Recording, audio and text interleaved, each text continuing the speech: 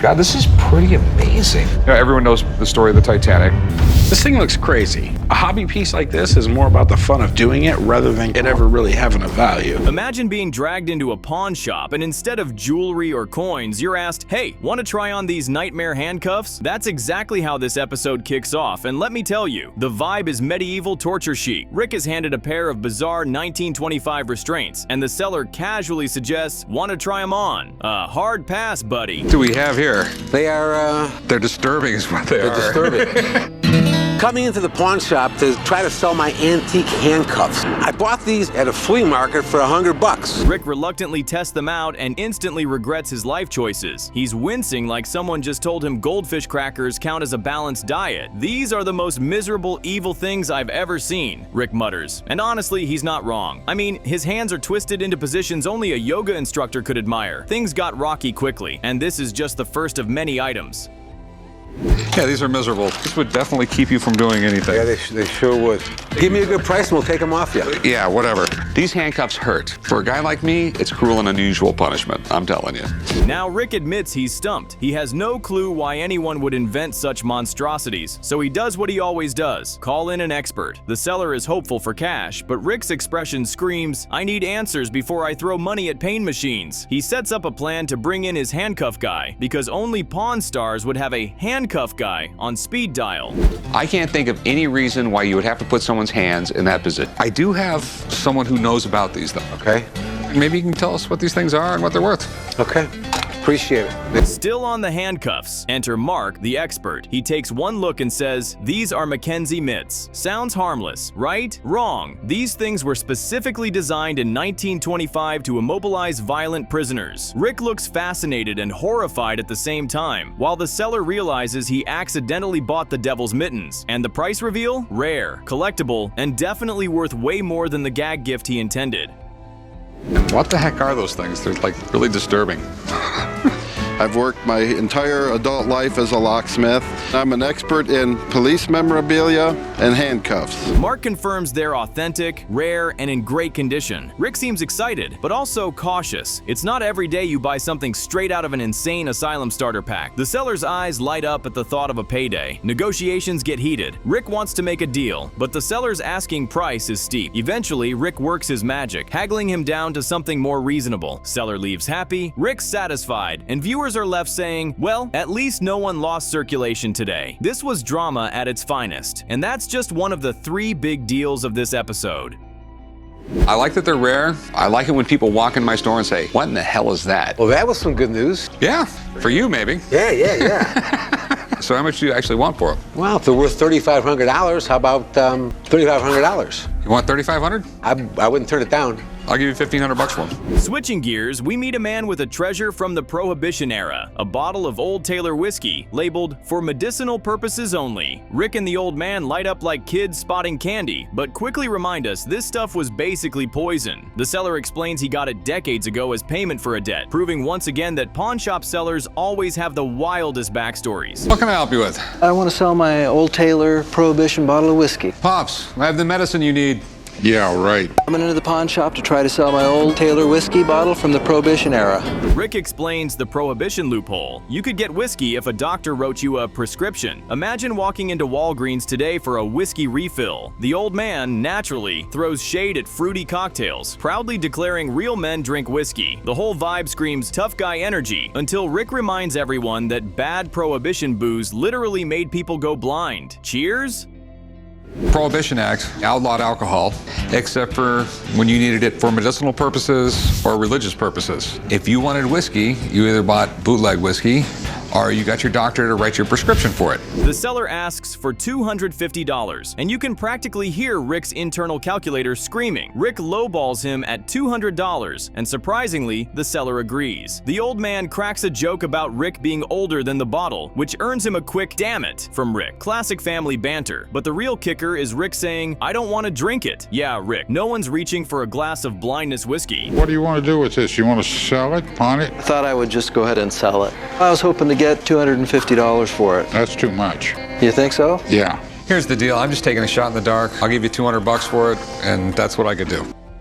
Next Next up, Corey takes a massive swing. Not with a cannon this time, but with a hot air balloon. Yep, you read that right, a hot air balloon. The seller shows up with a massive 12-passenger model that looks equal parts majestic and terrifying. Rick's first instinct? Looks dangerous. Honestly, same. The seller insists it's safer than cars, but Chumlee quickly claps back, well, there's less balloons in the air. Savage. So this is the hot air balloon you called me about, huh? Yes, sir, it is. This is the big one. The seller brags that this thing has upgraded fabric, rapid deflation, and burners with 18 million BTUs. For reference, that's enough firepower to cook 10,000 hot dogs in record time. Chumlee immediately interrupts with, I want a hot dog. Priorities, people. When asked what he wants, the seller drops the bomb, $45,000. Cue Corey's poker face, trying to hide the panic. This particular balloon is 250,000 cubic feet. It's designed to carry a pilot and 12 to 14 people. Negotiation time. Corey offers $35,000 and the seller counters like a pro, suggesting he gets more leverage when buyers are 1,000 feet in the air. Talk about messy. Corey prefers to negotiate on solid ground. Smart move, honestly. They eventually settle at $38,000 and Corey celebrates like he just discovered gravity. But spoiler alert, Rick is not going to be thrilled about this one. With all the options this has on, this balloon is in really good shape. Turnkey, it's ready to go. Would you do 35? And here comes the drama. Rick spots the giant balloon parked outside the shop and instantly goes full dad mode. What the hell is that? Corey casually says, oh, just a 12-passenger hot air balloon. I bought it. Rick's face? Priceless. He goes from confusion to full meltdown in 0.2 seconds flat. $38,000? The old man practically has a stroke. Cue the fireworks. What the hell is that thing in the parking lot? That is a 12-passenger hot air balloon. Corey defends himself, insisting it's worth over $100,000 new, and they could flip it for a $12,000 profit. Rick isn't buying it, literally. This isn't a damn video game where you buy whatever you want. Ouch. That's the sound of a father-son business relationship on fire, without the hot air. The tension here? You could cut it with one of those antique swords they usually pawn. I've told Corey a million times, if you're going to spend more than 10 grand, you have to talk to me first. Finally, the balloon fiasco hangs over the shop like, well, a balloon. Rick demands Corey call the seller back to undo the deal, threatening to lose money if necessary. Corey refuses, defending his choice to expand the business. The old man is caught in the middle, muttering insults like punctuation. The whole thing ends with Rick reminding everyone, $38,000 purchases aren't child's play. Cue the credits and cue my jaw on the floor. I was using real math. Have you ever heard of a McKenzie handcuff auction? No, can't say that I have. Neither have I. $2,000 is the best I can do. Imagine walking into a pawn shop with a mini suit of armor so shiny it could double as a bathroom mirror. That's exactly what happens when the episode kicks off. This thing looks like it belongs in a knight's playroom. Rick's eyes widen, Corey's skeptical, and Chumlee, he's just itching to try it on, because of course he is. I'm coming into the pawn shop to try to pawn off my knight in shining armor. I'm looking to pawn it to try to get some money for college. Every little bit will help, at least towards my books. The seller insists it's a legitimate replica, handcrafted with detail. Rick isn't buying the hype without some proof. He points out flaws, almost like Simon Cowell critiquing a contestant, blunt and unfiltered. Corey jumps in, doubting its market value, and you can see the seller's confidence start to wobble. Drama overload right from the start. What it is, it's a 19th century reproduction of 16th century armor. Rick finally cuts to the chase. He tells the seller, politely but firmly, that while the armor is cool, it just won't sell. Watching the seller's smile fade is like seeing a kid realize Santa isn't real. But hey, he needed that money for college. There was no way Rick wasn't gonna seal that deal for the kid. At least $2,500. There's no way I can go that. I mean, I'd give you $1,000 for it. I'm assuming I'm gonna get $1,800 out of it. Well, look, I'm going to college, so you could help me out a little. Next through the door, a 1940s Spyglass. Now this thing has character, polished brass, nautical vibes, and the potential to make anyone feel like Captain Jack Sparrow. Rick immediately perks up, intrigued by its craftsmanship and possible military use. Oh, we got a 1940s quartermaster Spyglass. You ever take this to the beach? No, but I had a neighbor offer to buy it to spy on his... But Rick's not taking chances. He explains that while it looks authentic, appearances can deceive. Corey nods in agreement, but you know he's secretly picturing himself spying on the neighbors with it. The seller, though, insists it's valuable, tossing out a price that makes Rick raise an eyebrow. Here we go. In pretty good condition. The leather's beginning to come apart a little bit. But then again, it is over 60 years old. Now it's judgment time. Will Rick be keeping this insane artifact, or will the seller go back home disappointed? The expert kept ticking all the boxes with the spyglass. Date? Check. Leather? Check. Glass? Double check, check. But the only downside was they had no idea the ship this spyglass was on. For all Rick knows, it could have been on the Black Pearl and not a World War II ship. Dated 1940, which is correct. The materials match correctly. It's all brass fittings, very typical of anything naval. Negotiations get rocky quickly. Rick starts low, as always, pointing out dents and wear. The seller fires back with his "but it's historic" argument. Talk about messy. This is a tug of war with dollar signs. Eventually, Rick pushes a middle ground and the seller grudgingly accepts. Victory for the pawn shop. $1,200. How's it feel to want? That's what I figured. After we met with Mark, I was really excited. Then things take a sharp turn, literally, with a set of World War II knives. The seller lays them on the counter, gleaming steel that screams danger. Corey's fascinated, Rick looks cautious, and Chumley? He's probably wondering how sharp they really are. I got some military knives. Okay, so where'd you get these? I got them from my grandfather. Rick calls in an expert, and this guy wastes no time. He confirms they're genuine World War II issue, used by paratroopers. Hearing that, Rick's grin grows, while the seller looks like he just hit the jackpot. You could cut the tension with one of those knives, pun fully intended. I believe it's United States Navy. It's just the condition of this blade, and this is definitely not the original handle.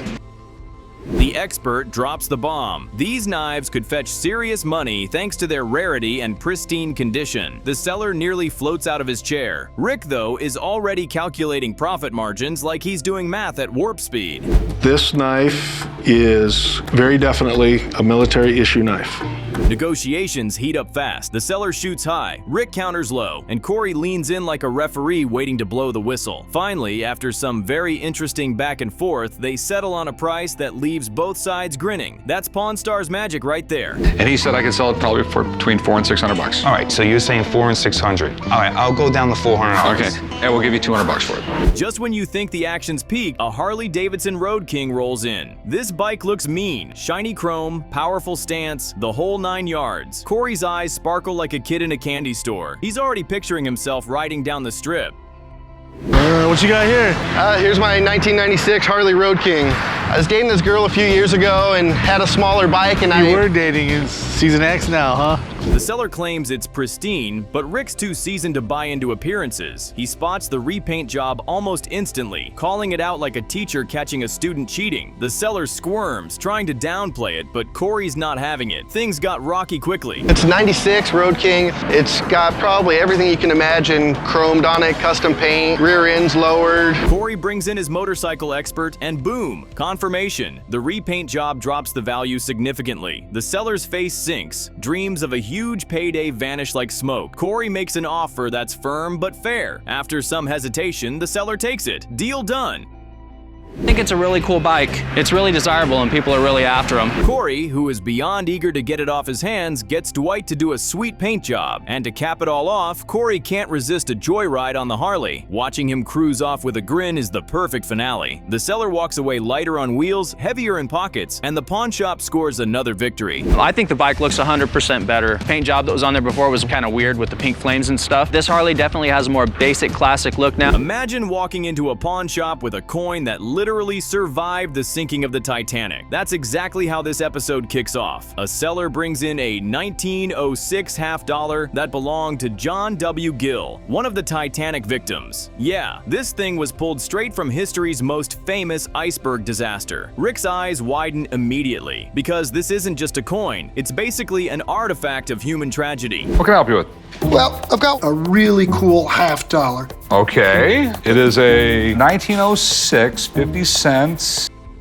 The seller explains the backstory. Gill's body was recovered, tagged, and cataloged. Everything he had on him, including this coin, was preserved and later auctioned. Rick is floored, but also skeptical. He knows the coin itself is worth peanuts, 40 bucks tops, but the Titanic connection is what sends its value skyrocketing. The seller? He's looking for a Titanic-sized $125,000. Buried at sea. Yeah, these guys picked up 239 bodies. He was tagged body 155. Okay. Rick calls in an expert because because, let's face it, this is too big to eyeball. The expert carefully inspects it, confirming the pedigree and authenticity. You can practically see the seller puff up with pride while Rick tries to stay cool. The expert doesn't flinch. He says this coin is definitely valuable, but $125,000, that's survivor's luck pricing. Still, Rick knows collectors will go crazy for Titanic memorabilia. Well, John Gill was one of the unfortunate victims. He was 24 years old, second-class passenger, left his new bride to start a new life, and there are very detailed records. With Rick offering $10,000 and the seller saying he won't go under $75,000, the tension thickens. Rick leans back, probably thinking about how many Titanic movies he sat through. The negotiation stalls faster than the Titanic's lifeboats filling up. Rick's intrigued, but you can see he isn't ready to gamble without crunching numbers. The seller is confident, borderline cocky, insisting this piece is one of a kind. Talk about standing firm. Something I'd pay like 10 grand for, because it's something where the price waxes and wanes. Next, we pivot to literature with a gothic twist. A woman brings in a first edition copy of Dr. Jekyll and Mr. Hyde. Rick geeks out instantly. Robert Louis Stevenson's 1886 classic, The Ultimate Split Personality Story. The seller casually drops she found it while cleaning her office. Like, who just finds a literary classic behind some post-it notes? Only on Pawn Stars. So this is really cool. Robert Louis Stevenson. Yes. 1886. You know, arguably this is his most famous novel. Only a small portion of the population can even recognize an author from... Rick calls in Rebecca, the shop's go-to book expert. Her eyes light up like she's just been handed a stack of love letters from Shakespeare. She dives into the history, pointing out the binding is early 20th century, meaning it's been rebound. Bad news for collectors, it's missing its original wrappers. The seller's face drops faster than Jekyll turning into Hyde. Hello. Hi, Rebecca. Nice to meet you. Nice to meet you, too. What do we have? A book about one of your ex-boyfriends. Rebecca reassures her, though, it's still a legit first edition, just not in that elite first batch category. Value? About $4,000 tops. The seller was hoping for $4,500, but now she's sweating. Rick pounces, offering $2,500. The seller pushes back to $2,800. Negotiation time is tense. You could cut it with a butter knife. Finally, they shook at $2,700. That's Jekyll-level compromise right there. $3,000 would be a great number. Tell you what, I'll give you $2,500. I mean, as far as books go, I think it'll sell really...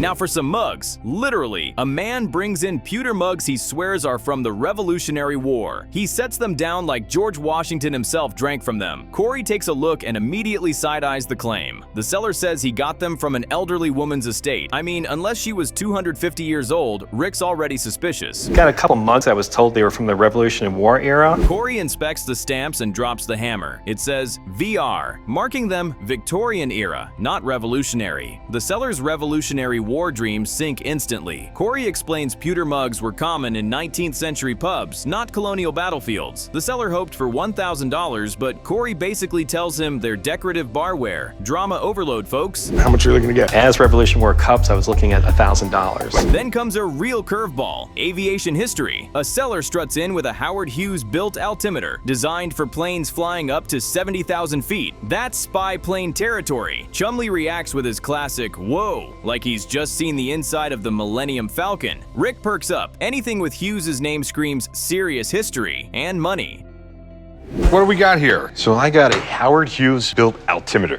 Okay. The seller proudly explains it came from a Hughes aircraft project, and Rick can't hide his excitement. He knows Howard Hughes memorabilia is highly collectible. The seller's confidence is sky high. Pun intended. But Rick wants to make sure this isn't just an old plane part from a scrapyard. Enter the expert, ready to ground or greenlight this piece. And keep it all secret, no one knew about it, because he didn't have to publicly disclose his record. Imagine buying something at a garage sale for $10 and walking into Pawn Stars thinking it might be worth thousands.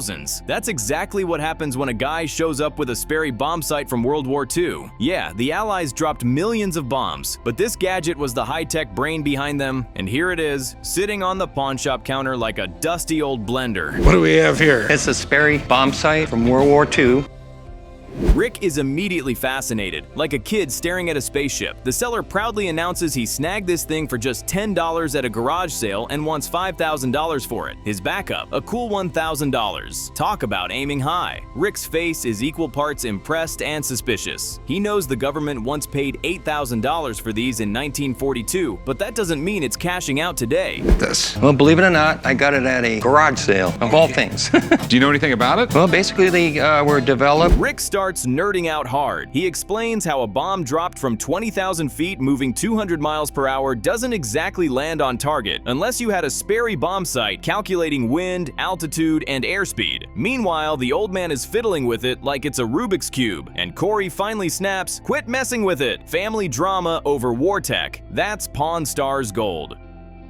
Just a piece of glass looks straight down. Remember, you have a plane at 20,000 feet going 200 miles an hour when they drop the bomb. The seller's wife wants it out of the house ASAP, and honestly, who could blame her? Imagine that thing on your coffee table. Rick admits he's never had one in the shop before. Translation: this could be rare jackpot territory. But before dropping cash, Rick calls in his go-to expert. Because let's face it, buying a maybe bomb thing blind, bad idea. What do you want to do with it? I was hoping to sell it. My wife wants it out of the house ASAP. Any idea on what you're looking to get? It's time for the Bombsight expert. He examines it closely, noting its design, patina, and confirming it's not a bomb sight, but it's part of a World War II bombing aircraft system. Collectors would love this, and in good condition, it could bring serious money. The seller looks like he just won the lottery, while Rick's gears are turning. Jackpot or overpriced headache? Guess what this is? Give me a moment here. What did you think it was? Well, he said he looked it up and it's a bomb sight. I know it's got a lot of inputs for things like that on there.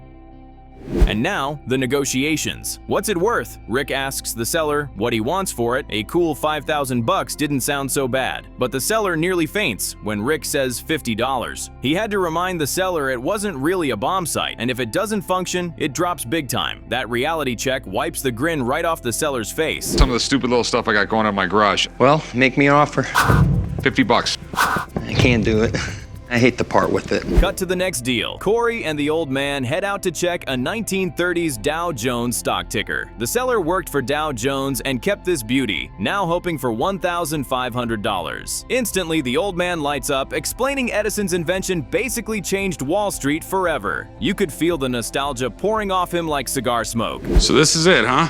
Yes, sir. This is what I called you about. It's a 1930s Dow Jones news ticker. Cool. So did you used to be a stockbroker or something, or?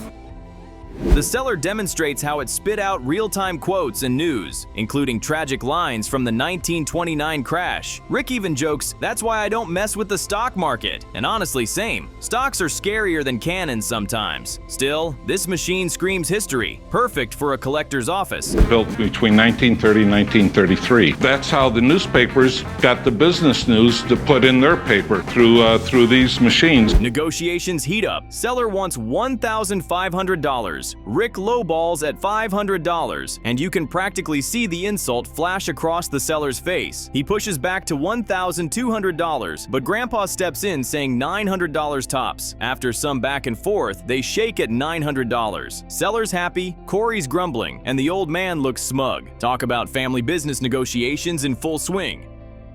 I would like to sell it. Any idea of what you're looking to get, or? Well, I'd like to get $1,500 for it, with the clipboard and the paper. It's a conversation piece. Back at the shop, a seller arrives with Illuminated Books by Charles DeCoster. At first glance, Rick is stunned. They're hand-painted, bound in vellum, and one of only 10 limited sets ever made. The seller claims they date to the 1700s, but one peek at the copyright page says 1903. Instant plot twist, antique vibes, but actually early 20th century. Here, I've got some Illuminated Books I'd like you to look at. Okay. Bibliomanic edition of the works of Charles. Rick explains how around 1900, book collecting became all the rage. Wealthy folks wanted fancy editions, so publishers catered to them. These aren't ancient medieval manuscripts, but they're still rare art pieces. Rick points out some condition issues, though. Collectors want pristine, and these books have seen better days. You can feel the seller's hope dimming already. He actually produced in the 20th century? Well, yes, it does.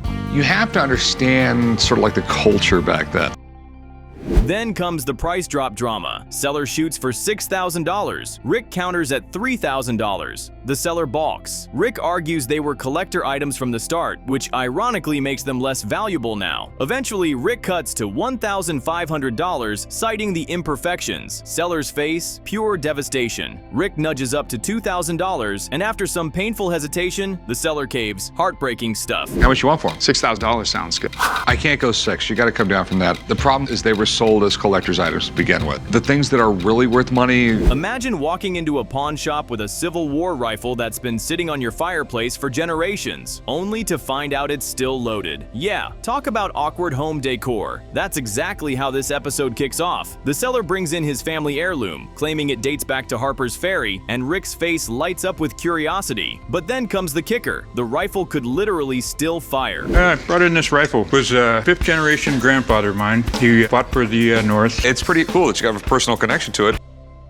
The seller explains the weapon belonged to his 5th generation grandfather who fought for the North and even took a bullet to the knee. Hardcore history right there. Rick, ever cautious, decides to check the rifle himself. He drops the ramrod in and bam, it doesn't go all the way down. Translation: that thing is still loaded. Can you imagine keeping that above your fireplace all these years? Absolute chaos waiting to happen. Been in my family forever, been on the fireplace. It was made in Harper's Ferry, stamped on here. That's about all I know. Okay. This tells about battles he was in. Rick points out the gunpowder could still ignite even after 100 years, so he's treading carefully. Despite the wear, the family history makes it valuable, but Rick knows better than to gamble without expert eyes. He calls in his antique arms specialist to confirm the rifle story, and honestly, watching everyone back away from the loaded rifle like it's a live grenade is pure comedy gold. For over 100 years if it's sealed right, but you have to be careful no matter what. It could still fire. The gun's in pretty rough shape.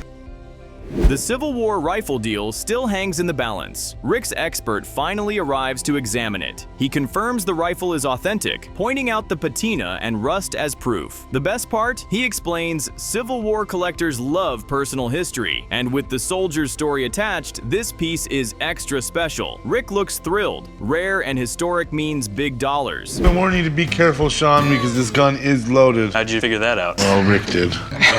The expert even explains that the rifle could still fire, which makes Rick both excited and nervous. But here's the bombshell. The seller wanted at least $3,000, and Rick knows the value could be far higher. Negotiations kick off, and Rick's poker face is on full display. You could cut the tension with a knife. Drama overload. Of doc from the time period that connects a personal relative to the item that changes everything and it establishes a real provenance. And then comes the big reveal moment. Rick commits, buying the rifle after the expert's blessing. The seller walks out happy. Rick's got another piece of Civil War history, and honestly, I'm just amazed nobody accidentally fired that thing in the shop. From loaded rifles to Halo cosplay and atomic missile toys, this episode had it all. Pawn Stars at its chaotic finest.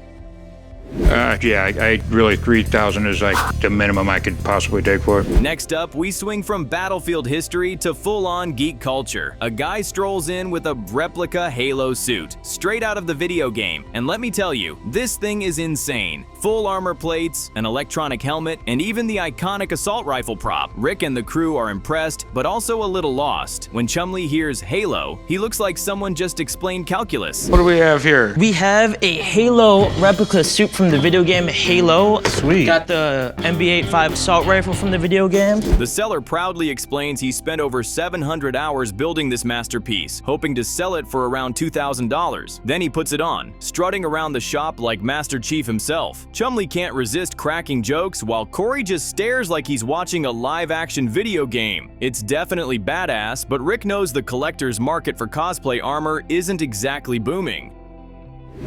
I made this all myself. You got the Bondo on the outside layer, then all the painting and detailing. Probably close to about 700 hours. Cue the negotiation disaster. The seller wants $2,000 and Rick counters with $100. Ouch. Even Chumlee looked offended by that. After a little back and forth, Rick bumps it up to $200, but the seller isn't having it. He reminds them that someone once sold a Halo suit for $15,000. Rick passes anyway, and the guy walks out crushed. Honestly, the tension could have cut steel. Heartbreaking stuff. I could probably part with it for maybe 2,000. 2,000 is just gonna be a little too far out of my league. Too far out? What would be more in your league for something like this? Now things take a quirky turn with vintage pawn shop movie posters. The seller claims to have the largest collection of pawn-themed films ever, titles like Unclaimed Goods and Pawn Ticket 210. Even Rick, who's seen everything, is geeking out over these. One of the posters was even written by the guy who later created Zorro. That's not just history, it's movie nerd gold. The biggest collection of pawn shop movie posters you'll ever see. All of them one of a kind. The seller wants $2 grand for all 4 posters, pricing them at $550 each for the smaller ones and $450 for the big one. Rick, being Rick, immediately lowballs with $1,000. The seller hesitates, countering with $1,600. They haggle like pros, finally meeting at $1,500. Rick admits he probably overpaid, but you can see the twinkle in his eye. He's keeping these for himself. Now, what's the other one? Pawn shop politics. That's cool. And just when you thought things couldn't get any wilder, in rolls a rusted-out 1950s Murray atomic missile pedal car. Yes, you heard me right. Back in the day, kids actually pedaled around in toy cars labeled atomic missile. Different times, folks. The seller explains his wife won't let him keep it in the house, and honestly, looking at all that rust, I don't blame her. This is a mid-1950s Murray pedal car. Belonged to my grandfather. Rick immediately recognizes it as rare and collectible, even with all the rust. He jokes that you could make it go 200 miles per hour if you throw enough money at it. The seller starts at $1,500, but Rick goes all in with his signature lowball, $500. The seller laughs it off and counters at $1,200. Things got rocky quickly here. Classic Pawn Stars standoff. It was an atomic missile pedal car. I mean, it was on right on the side that said atomic missile. They made them in the 50s and the early 60s. Chumley, never missing a chance to stir the pot, jokes he wouldn't pay $5 for it. Rick ignores him and offers $800, but the seller holds strong. Finally, Rick bumps his offer to $1,000 flat. After some hesitation, the seller takes the deal. And just like that, Rick scores a Cold War-era toy missile car. I'll tell you what, I'll give you $500. $500.